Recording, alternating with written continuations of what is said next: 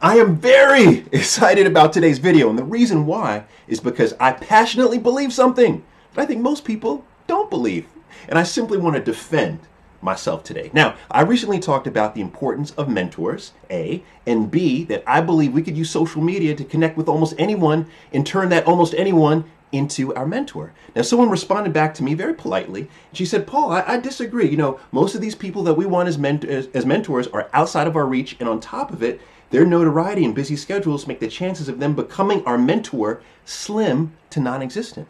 Now, I respectfully disagree with that, and I want to teach you the strategy I use to connect with this guy. Look at this. That's Ed Neff. He is a humanitarian, content creator, small business owner, the OG of my space. And it took me 4 years to connect with Ed and turn him into my mentor. And I want to teach you the strategy I use to do that, and a strategy you could use to convince most high-profile people to become your mentor. This first step is so critical, and most people completely miss it. Before you can place a mentor in your life, you have to first ask yourself, are you mentee material? And what does that mean? Are you open? Are you flexible? Are you wanting to be critiqued? Are you resilient yet respectful?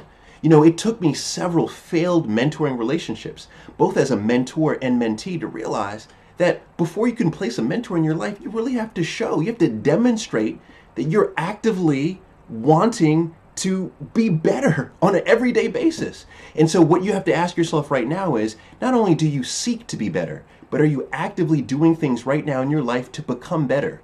If you are, move to step 2. If you aren't, stop right now. You can't go to step 2. This next step is another one that I believe often is overlooked. And that is, do you really need them to become your mentor? Because after all, most people, especially if they're high profile, are producing a lot of content right now. Folks are writing books and doing podcast interviews and videos like this, right? And so you want to ask yourself, do you really need to go beyond what they're already producing? Now, for me, in terms of my search for a mentor, I realized with Ed that he actually wasn't producing a lot of content, and I still had questions about the nuances, like how did he decide to take certain projects? These were answers that he was not freely giving in the content that he was producing. So I decided that I needed to move forward. So you want to first ask yourself, are they producing enough content for you right now to be virtually mentored? Or do you need to go beyond? You wanted to go beyond, so now we're about to get beyond. Now you have to know that from this point on, it means a lot of work, a lot of hustle. So you have to be prepared for that. It could take years. That's right, years. Now next is, it's really 2 steps, right? The first thing that you want to do is begin to stalk them on social media.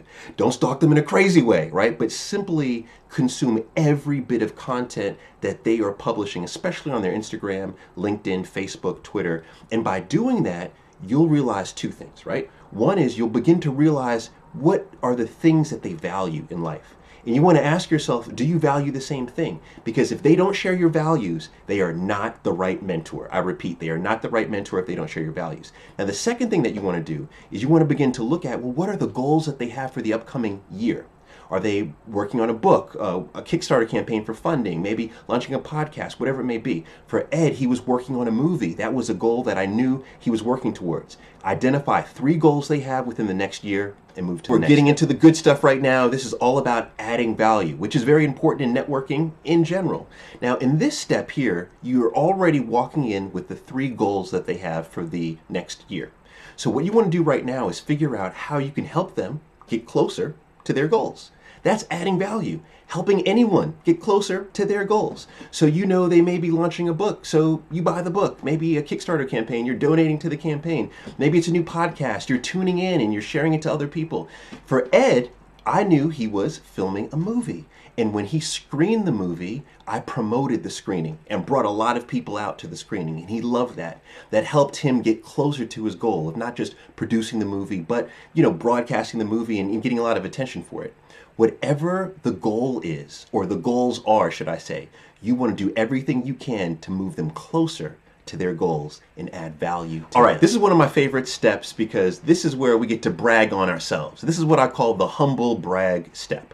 So you have already helped them get closer to their goals. So this is where you want to brag on what you've done to add value. So let's say someone has come out with a book and they're a New York Times best-selling author and they post it on Instagram or LinkedIn. Well, you want to say, hey, I bought 5 of those books. Just let them know I bought 5. I love them.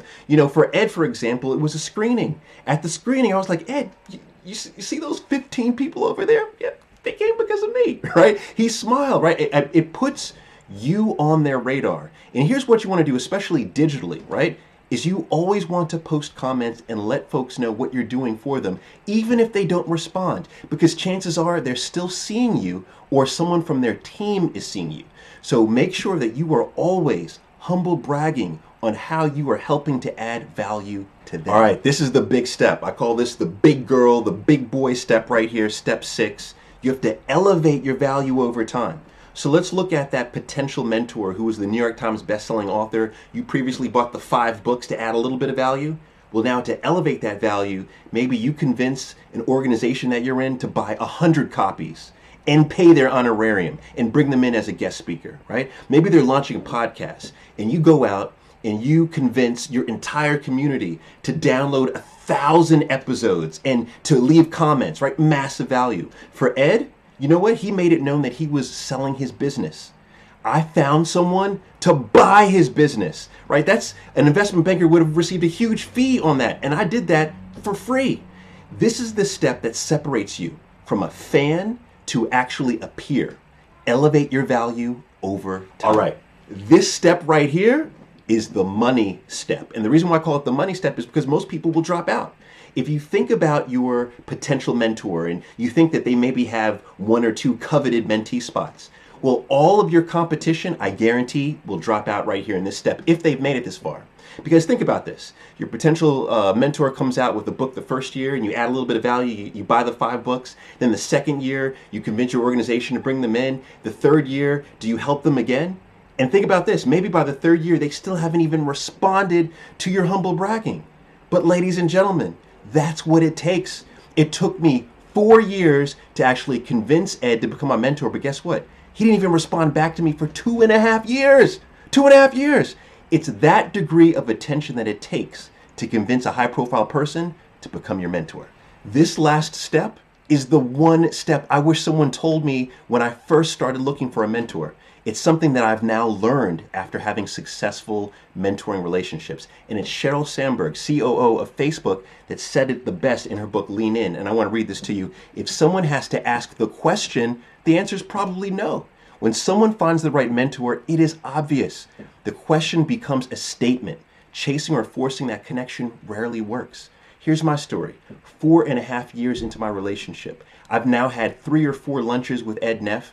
I've never officially asked him to become my mentor, but at these lunches, he gives me advice, I listen. At the end of our lunch, I walk out, right? And he says, Paul, I'll see you next quarter for lunch. I asked the waitress to take this photo. You know what I realized? I didn't have to ask. It just is. Ed Neff is my mentor.